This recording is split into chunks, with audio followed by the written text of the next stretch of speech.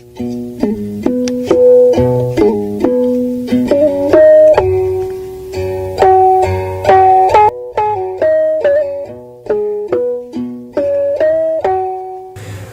ងដើមកំណើតសត្វកូនលោកកាលពីព្រេងនាយមានកសិករពីរនាក់ប្តីប្រពន្ធជាមនុស្សក្រលំបាកមានកូនស្រីតូច3នាក់កូនទី1ចេះដងទឹកដាំបាយកូនទី2ចេះនាំប្អូនដើរលេងកូនទី3ចេះរត់លេងក្រោយពីពេលដែលប្តីស្លាប់ចោលទៅនាងប្រពន្ធនៅមេម៉ាយជាមួយនឹងកូនស្រី3នាក់តែងទៅកាប់អុសបេះបន្លែទូលទៅលក់ឯផ្សាររាល់ថ្ងៃមួយនាងទៅជួបនឹងអ្នកលេងស៊ីផឹកម្នាក់ដែលតែងតែដើរលួចឆក់អ្នកដំណើរឆ្ងាយចិត្តបានលុយកាក់យកមកស៊ីផឹកហឺហាអ្នកលេងនោះកាលបើក្រឡេកឃើញនាងមេម៉ាយក៏សម្ដែងអាកប្បកិរិយាជាអ្នកគួរសមសួរនាងថាចុះនាងនៅភូមិណាឆ្ងាយឬអត់ហេតុអ្វីក៏មិនអោយប្តីជួយរែកប្រឹងផ្ទុកទូលម្នាក់ឯងច្រើនម្ល៉េះនាងក៏ប្រាប់ដោយត្រង់ថាខ្ញុំជាស្រីមេម៉ាយប្តីស្លាប់ចោលទៅសប្តាហ៍ថ្ងៃក្រលំបាកណាស់ប្រឹងកាប់អស់បេះបន្លែលក់គ្រាន់បានប្រាក់កាក់បន្តិចបន្តួចយកទៅទិញអាហារចំណីឲ្យកូនស្រី3នាក់បរិភោគឮដូច្នេះអ្នកលេងនឹកអព្រួចក្នុងចិត្តគិតថានាងនេះមេម៉ាយមែនប៉ុន្តែមានរូបស្អាតក្រាន់បើគួរអញតាមទៅសួរដល់ផ្ទះយកជាប្រពន្ធឲ្យបានហើយក៏និយាយថានាងខ្ញុំមានចិត្តអាណិតនាងណាស់ខ្ញុំសូមជូន10កហបណៈសម្រាប់ទិញអីវ៉ាន់ផ្ញើកូន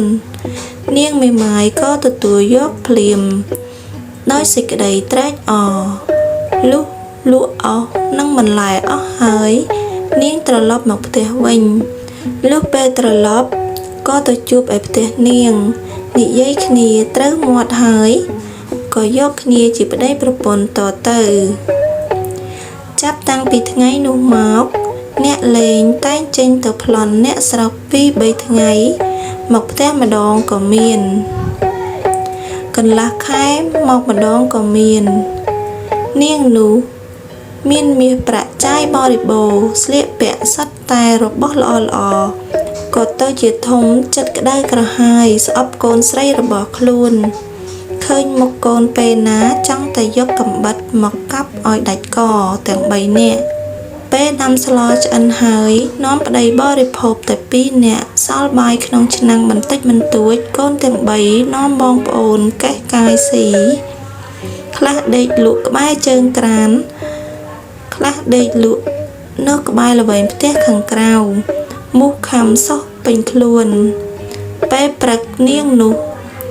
តាក់តែងខ្លួនប្រានទៅស៊ីផឹកនៅឯផ្សារជាមួយប្តីរាល់ថ្ងៃមួយប្តីបាននិយាយរំលឹកថាបងមានសេចក្តីអៀនខ្មាស់មិត្តភក្តិខ្លាំងណាស់ព្រោះអូនចេះតែតាមបងទៅស៊ីផឹកឯផ្សារដូច្នេះបងសូមអង្វរចិត្តអូនសូមនៅផ្ទះថែទាំកូនស្រីទាំង3នាក់ចុះឮប្តីនិយាយយ៉ាងនេះនាងនោះគិតថាប្តីអញគាត់ហឺហាណាស់ពួកស្រីខូចក្នុងផ្សារស្គាល់គាត់ទាំងអស់បើអញបណ្ដោយតទៅថ្ងៃមុខគាត់នឹងបោះបង់អញពុំខានគួរអញរកអបាយសម្រាប់កូនស្រីទាំង3នាក់ចោលកុំឲ្យគាត់មានពាក្យចាក់ដោតថាឲ្យអញនៅចាំផ្ទះព្រោះតែកូនឡើយលុះដល់ខែពិសាខមានភ្លៀងធ្លាក់ជោកជាំនាងនោះនិយាយបញ្ឆោតកូនថាកូនអើយកាលឪពុកឯងរស់នៅតែដល់រដូវនេះហើយគាត់តែងនាំម្ដាយទៅសាបព្រោះស្រូវនៅត្រពាំងទឹកក្នុងព្រៃចិត្តជើងភ្នំមានខ្ទមលំហដេកចាំស្រូវស្អែកនេះម្ដាយនឹងយកស្រូវពូជទៅសាបព្រោះ ចូលកូនទៅដេកចាំចាប់ព្រៀបលលកកុំឲ្យស៊ីស្រូវលុះព្រឹកឡើងនាងនោះនាំកូនចូលទៅក្នុងព្រៃហារដ្ឋានជិតជើងភ្នំយកស្រូវទៅបាចសាបក្នុងត្រពាំងរួចផ្ដាំកូនថាណែហងរាល់គ្នាត្រូវនៅចាំស្រូវកុំទៅឆ្ងាយ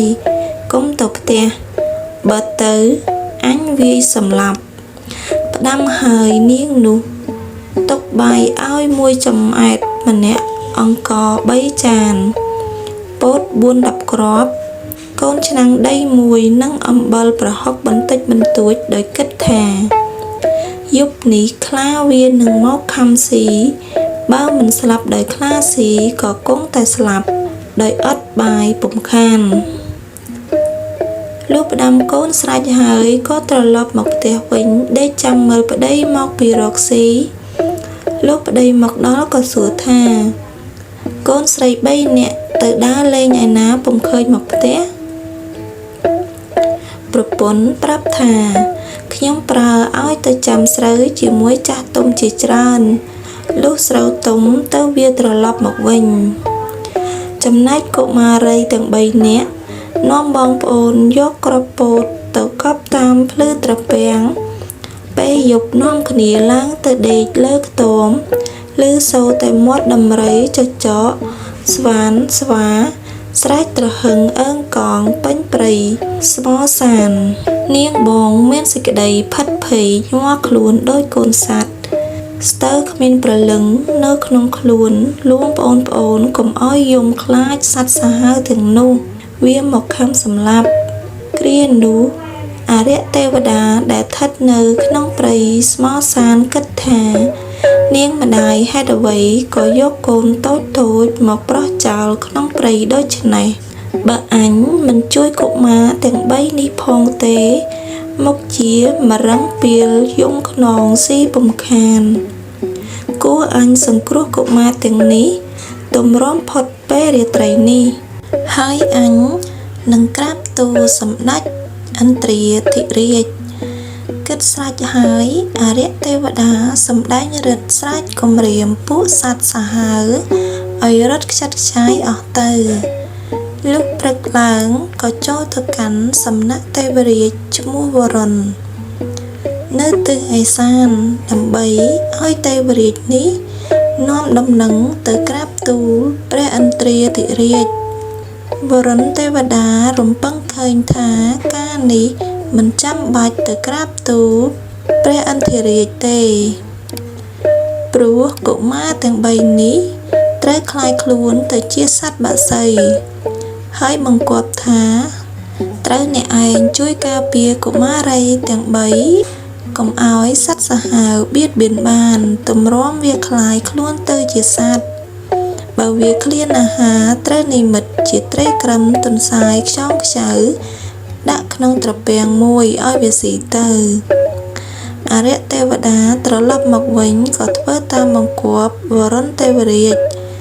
ឯកុមារីទាំង3នាក់នោះនៅចាំស្រូវបាន3យប់3ថ្ងៃក៏អស់អង្គ3ចានដែលម្ដាយទុកឲ្យស៊ីប្អូនយំរកបាយស៊ីបងបានដើរទៅបេះស្លឹកថ្នឹងចូលទៅក្នុងថ្លុកក្តិចត្រួយត្រកួននិងដើមអំពៅដៀប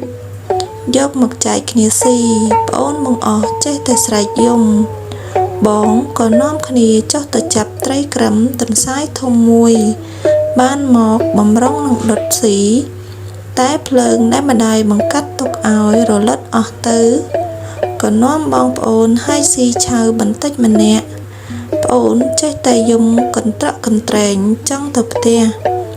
បងថាមិនហ៊ានទៅទេខ្លាចម៉ែវាយតែប្អូនទាំងពីរស្រែកយំខ្លាំងពេកបងទ្រាំពុំបានក៏នាំទៅផ្ទះឯម្ដាយកាលបើឃើញកូនស្រីបណ្ដាគ្នាមកដូច្នេះក៏មួម៉ៅស្រែកជេរពីលើផ្ទះថាមេកូនចង្រៃអញថាយកវាទៅប្រចោលឲ្យស្លាប់ប្រត់ប្រាស់អស់ទៅឥឡូវមិនស្លាប់បែរជានាំគ្នាត្រឡប់មកវិញអញវាសម្លាប់ឥឡូវហើយអញមិនឲ្យហងឡើងផ្ទះសម្បែងទេនាងបងអង្វរថាសូមអ្នកម្ដាយអាណិតកូនផងចុះ ព្រោះប្អូនចេះតែយំឃ្លានបាយអត់ពី3ថ្ងៃមកហើយស៊ីតែស្លឹកឈើជំនួសបាយភ្លើងក៏រលត់អស់បើម៉ែមិនឲ្យកូននៅកូនសុំតែអង្គនិងភ្លើងត្រឡប់ទៅវិញសូមម្ដាយកុំធ្វើបាបកូនសុំទោសឯកូនប្អូននិយាយប្រាប់ម្ដាយថាម៉ែបងចាប់បានទន្សាយស៊ីតែឯងម្ដាយឮកូនប្រាប់ចាប់បានទន្សាយស៊ីឆ្អែតក៏រឹតតែមួម៉ៅខ្លាំងណាស់ទៅទៀតចេះមិនចោលថាមិនកូនចង្រៃវាបានទន្សាយចែកគ្នាស៊ីមិនដេចមិនយកឲ្យអញស៊ីផងនិយាយតែប៉ុណ្ណេះក៏ស្ទុះទៅវាយកូនទាំង3នាក់ធាក់ច្រំមិនដេញឲ្យទៅព្រៃវិញរបស់អ្វីបន្តិចបន្តួចក៏មិនឲ្យសោះបងតែឲ្យស្លាប់បាត់បងទៅគួរឲ្យអាសូរកុមារីទាំង3នាក់នោះពន់ពេកម្ដាយវាយបាយឈាមហូរសស្រាក់នៅតែមិនបាត់វាចាថាម៉ែអត់ដឹងថាម្ដាយប្រុងសម្លាប់ខ្លួនចោលសោះឯកុមារីប្អូនចេះតែអួតប្រាប់ម្ដាយថាបានទន្សាយស៊ីឆ្អែតម្ដាយឮដូច្នេះរឹតតែវាយខ្លាំងថែមទៀតនាងម៉ងប្រឹងអូសទាញប្អូនទាំងពីរទៅដោយគិតថាបើទ្រាំនៅមុខតែម្ដាយសម្លាប់មិនខានហើយនាំគ្នាទៅនៅក្នុងខ្ទមដដែលដោយគ្រាំគ្រាដែលម្ដាយវាសំពងក៏សន្លប់បាត់ស្មារតីទាំង3នាក់អរិយទេវតាកាលបើឃើញដូច្នេះក៏យកទឹកមកប្រោះព្រំកុមារីទាំង3អរិយទេវតាកាលបើឃើញដូច្នេះ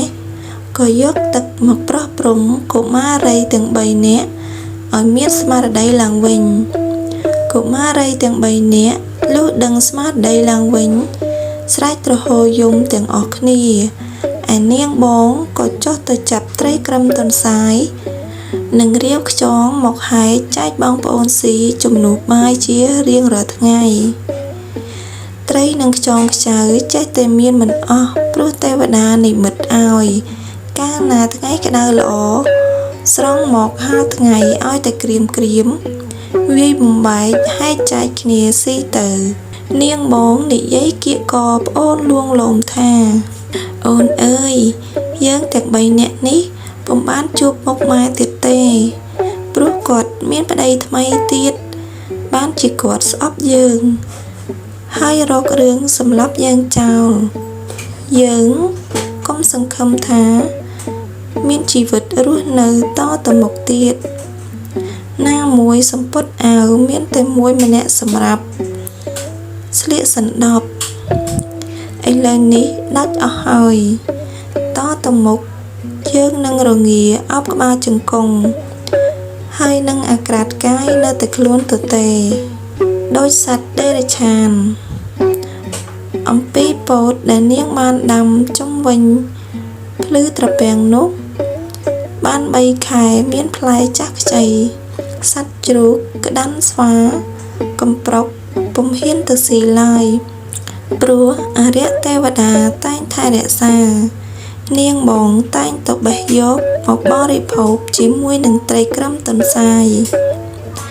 ហើយនឹងខ្យងខ្ចៅលុះបាន6ខែកុមារីទាំង3នាក់ស្រាប់តែដុះរោមចេញពេញខ្លួនដៃសងខាងដុះចេញទៅជាស្លាបបាត់សទះហើរទៅដល់ចុងឈើចាប់ប្រតោងបេះផ្លែឈើបានទាំងអស់គ្នាតែហើរទៅឆ្ងាយពុំរួចបបោមាត់ដុះចេញទៅជាចំពុះរីឯមាត់និយាយភាសាមនុស្សពុំកើតគ្រាន់តែដឹងខ្លួនថាខ្លួននៅជាមនុស្សតែដល់ពេលនិយាយទៅជាសំឡេងសត្វទេរឆានយូរទៅកាន់តែហើរបានឆ្ងាយបន្តិចម្ដងព្រោះតាំងពីបបោមាត់ដុះចេញទៅជាចំពុះមិនដែលនិយាយភាសាមនុស្សសោះតែបើមនុស្សនិយាយទៅរកអាចស្ដាប់បានឯប្តីចុងរបស់នាងជាម្ដាយនៃកុមារទាំងនោះតែងប្រព្រឹត្តអំពើចោរកម្មជានិច្ចថ្ងៃមួយអ្នកជិតខា ខាងគេប្តឹងដល់រាជការក៏ចាប់យកទៅដាក់គុកអស់មួយជីវិតទៅពេលនោះនាងជាម្ដាយដេកព្រួយចិត្តនឹកអាណិតដល់កូនកំសត់ទាំង3នាក់ដែលខ្លួនបានធ្វើទុកបុកទោមនិញហើយដើរទៅក្នុងព្រៃឃើញកូននៅរញ៉ង់ក្នុងខ្ទមស្គាល់ច្បាស់ជាកូនព្រោះមានទម្រង់ជាមនុស្សនៅឡើយតែដោះស្លាបមានចម្ពុះដោយសត្វដេរឆានក៏ស្រែកហៅថាកូនអើយឥឡូវម្ដាយមកទទួលកូនទៅវិញម្ដាយលែងឲ្យកូននៅក្នុងព្រៃទៀតហើយកូនទាំង3នាក់ឮមាត់ម្ដាយហៅស្គាល់ជាក់ជាម្ដាយក៏គិតថាម៉ែយើងមករកសម្លាប់យើងទៀតហើយត្រូវយើងកុំទុកចិត្តគាត់យើងនាំគ្នាហើរទៅល្អជាងគិតដូច្នេះក៏នាំគ្នាហើរត្រសងទៅទុំលើចុងឈើខ្ពស់មួយដើមស្រែកប្រាប់មកម្ដាយដោយបំណងនិយាយថាយើងផុតនិស្ស័យជាកូនលោកហើយយើងទៅជាសត្វដេរឆានល្អជាងអ្នកកុំមកចិត្តយើងប៉ុន្តែសម្ដីដែលស្រែកប្រាប់មកម្ដាយនោះមិនច្បាស់លាស់ជាសម្ដីមនុស្សទេទៅជាស្រែកថាកូនលោកកូនលោកម្ដាយចេះតែដើរស្រែកហៅកូនទាំង3គ្រាតែអស់កម្លាំងដើរពំរួចណាមួយអស់អាហារបរិភោគផងក៏ដួលស្លាប់ទៅនៅប្រទេសកម្ពុជាសត្វនេះវាតែងតែហើរមករើសខ្យងខ្ចៅស៊ីតាមវាលស្រែក្បែរជើងភ្នំឬព្រៃស្រោងកាលណាវាផ្អើលនឹងមនុស្សឬសត្វដូចគ្នាវាស្ទុះហើរស្រែកយំឮថាកូនលោកកូនលោកលុះរាត្រីស្ងាត់វាធ្ងួចធ្ងរមុខគួរឲ្យស្រណោះពន់ពេករឿងនិទានខ្លីខ្ញុំក៏សូមបញ្ចប់ត្រឹមនេះសង្ឃឹមថាពុកម៉ែបងប្អូននឹងចូលចិត្តនិងជួយចុច Subscribe ឲ្យខ្ញុំម្នាក់មួយផងដើម្បីជាកម្លាំងចិត្តឲ្យខ្ញុំផលិតនូវវីដេអូក្រោយៗទៀតចែកជូនពុកម៉ែបងប្អូនទាំងអស់គ្នាបានស្ដាប់កម្សាន្តសង្ឃឹមថានឹងជួបពុកម៉ែបងប្អូនទាំងអស់គ្នានៅវីដេអូបន្តទៀតសូមអរគុណនិងសូមជម្រាបលា